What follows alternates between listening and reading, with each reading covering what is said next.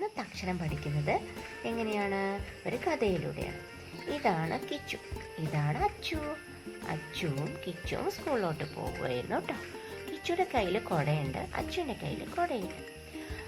അപ്പോൾ നല്ല മഴ വന്നു. അപ്പോൾ കിച്ചു എന്ത് പറഞ്ഞു എന്നറിയോ? വാച്ചു, നമുക്ക് രണ്ടാൾക്കും ഒന്നിച്ച് എൻ്റെ കുടയിൽ നിന്ന് പോവാം. ഹായ്, ഒന്നിച്ച് നിന്നപ്പോൾ നോക്കൂ, റാ റാ. ഒന്നിച്ച് നിന്നപ്പോൾ പുതിയൊരു അക്ഷരം കിട്ടിയില്ലേ? രാ. രണ്ട് റായും കൂടി ചേർന്നപ്പോൾ കിട്ടിയ പുതിയ അക്ഷരം നോക്കി ഏതാണ്? നാ. ഏതാണ്? നാ എന്ന പുതിയ അക്ഷരം കിട്ടിയില്ലേ? അങ്ങനെ കിച്ചുറായും അച്ചുറായും ഒന്നിച്ച് കുടയിൽ പോയപ്പോൾ നമുക്ക് കിട്ടിയ പുതിയ അക്ഷരമാണ് നാ. ഏതാണ്?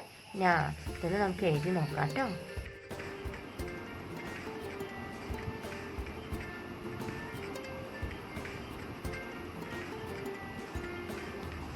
അങ്ങനെ രണ്ട് റാ ചേർന്നപ്പോൾ കിട്ടിയ പുതിയ അക്ഷരമാണ് ന.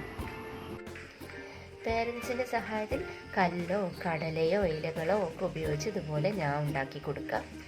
അപ്പോൾ അക്ഷരങ്ങൾ പഠിക്കുമ്പോൾ ഇതുപോലെ എന്തെങ്കിലും കയ്യിൽ കരുതി വെക്കുകയാണെങ്കിൽ അവർക്ക് ഈസി ആയിട്ട് അത് മനസ്സിൽ പതിയും. ഞാൻ വെച്ചിട്ടുള്ളൊരു കുഞ്ഞു പാട്ട് കേൾക്കാം കേട്ടോ. തന തന തന തന തന തന താന, തന തന തന തന തന തന താന. ഞാ എഴുതാൻ എന്തെളുപ്പല്ലേ. അടുത്തത് ഞാൻ വെച്ചിട്ടുള്ള കുറച്ച് വാക്ക് നോക്കാം. പ നീ പനി, പ ന പന, ആന നരി.